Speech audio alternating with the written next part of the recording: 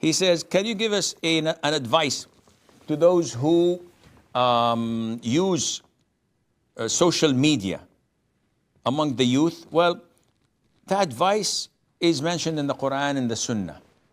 Ittaqullah, fear Allah Azza wa Jal.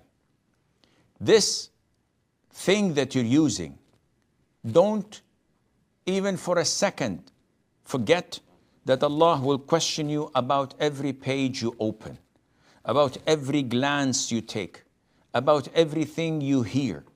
Allah would hold you accountable for every single thing on the Day of Judgment.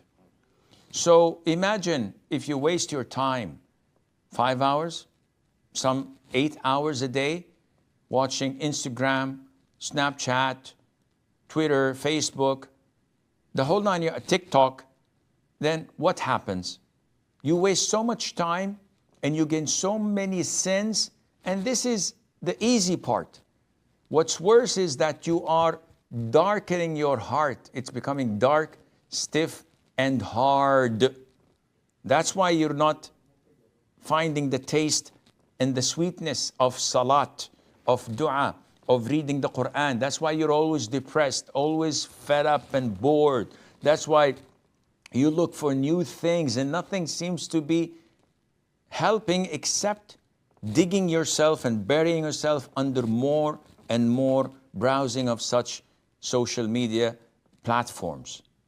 And this is a very negative sign, because lots of the Muslims who are drowned in such things soon would end up leaving the fold of Islam, unfortunately. So, just a reminder, Akhi, use the social media platforms as long as there is no sin, and don't put a limit to the time.